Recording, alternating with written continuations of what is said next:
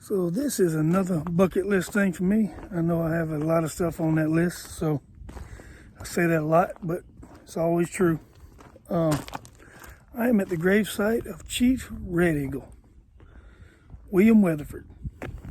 Turn around, let you see it.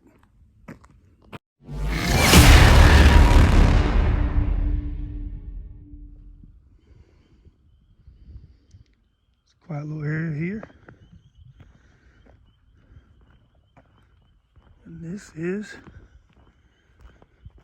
where Red Eagle is buried. Yeah. William Weatherford, Red Eagle, 1765 to 1824. So what does that make him? 65, 60 years old, almost 60. I think that's right.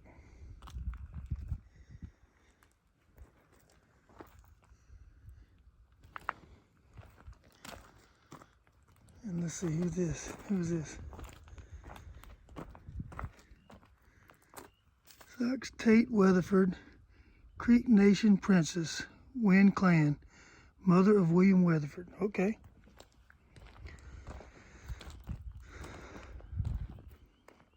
So it's a little weird that some of these, not just him, but several of these Indian chiefs in the 1800s were of mixed race. His mother was Creek, but I think she was mixed as well, and he was Creek, and his father was French and Scottish, I think, redhead Scottish guy. And the Indian culture, the Creek culture, the mother basically took charge of the child, and she was in the Wind Creek, the Wind clan of the Creek Nation, so which is was a powerful part of the Creek Nation. This you see the Wind Creek casinos that are on Indian land. That's the Wind clan, but he was raised by her. He learned Creek language and customs through his mother, and learned English through his father. And from the power of his mother's lineage and his father's trading routes and connections, he became real powerful in the Creek Nation. And when there was a split of the Creeks between the White Sticks and Red Sticks, the White Sticks were more conformative of the Europeans coming in and taking over, and the Red Sticks fought it. They tried to kick settlers off of their land, and Red Eagle fought at Battleground, where he's the guy who escaped from jumping off with his horse off a bluff into the Alabama River, narrowly escaping getting captured. And he was at Horseshoe Bend, which is where I live now. I live about a mile, maybe a mile and a half as the crow flies from Horseshoe Bend. Matter of fact, when I look at this historical photo of at the time of Horseshoe Bend, I'll show that picture right here. My land is in this picture. But anyway, so Red Eagle fought there, survived. He was one of the ones that escaped there. He was one of the ones that escaped the Horseshoe Bend alive, and later went to Fort Jackson, which is in Wetumpka, Alabama, and was formerly Fort Toulouse. But at Fort Jackson, he surrendered to Andrew Jackson, and basically he was able to get other Red Stick chiefs involved in the negotiation to secede a bunch of Creek land to what is now Alabama. Over half, I think, of Alabama was ceded to the United States as a result of the Battle of Horseshoe Bend and the surrender at Fort Jackson. But William Weatherford was born in Coosada, Alabama, which if you'd asked me a week ago, I wouldn't have known where that was. But my son is buying a house real close to there, and I had to go through there, drive through there, to go look at it. If he buys that house, he's in negotiations right now, but if he buys a house, my grandson will be going to elementary school in Coosada, where Red Eagle was born. So, pretty interesting.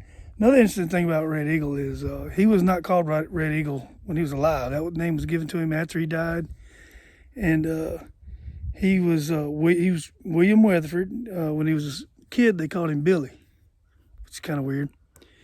And his Indian name that was given to him, I can't pronounce it, but it means truth teller, which says a lot. And when he surrendered at Fort Jackson, he was probably expecting to be killed. Andrew Jackson's troops wanted to kill him, and Andrew Jackson, because of his bravery he showed, Andrew Jackson refused to let his men kill Red Eagle. So he wound up moving over to this area where I'm at now, and living out the rest of his life right here. He had 3 different wives at separate times, and they all had kids. So there may be some Weatherfords out there that are related to Red Eagle. That's probably true. Anyway, I've been wanting to come here. I've done a little video. There's a statue of Red Eagle close to where I live, just on the side of the road, close to Horseshoe Bend. So, you know, and I remember being in 3rd grade learning this story about him escaping at the battleground battle, and I think it's called the battleground. But when him and his horse jumped off the bluff to escape being captured, I remember in 3rd grade I played Red Eagle when we kind of reenacted it after we learned about it. So I guess the little blonde kid played the Indian. Doesn't really fit, does it? But anyway, Red Eagle's been on my consciousness since then, and I live real close. I mean, I'm sure he hunted on my land back in the day. I mean, I'm a little over a mile from where they were living at Horseshoe Bend. So, continuing my tradition of doing these shots with these historical figures, I'm going to do a shot and leave my shot glass here at the gravesite of Red Eagle.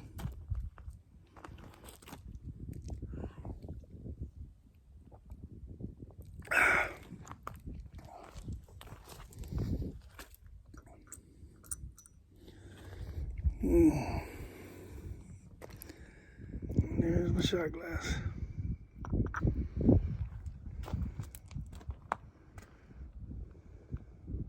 Anyway, pretty cool to get to come by here and finally pay respects to, you know, an American historical figure, for sure, and definitely Alabama history. So make sure you like, share, subscribe, and remember, not all those who wander are lost. Thanks for watching.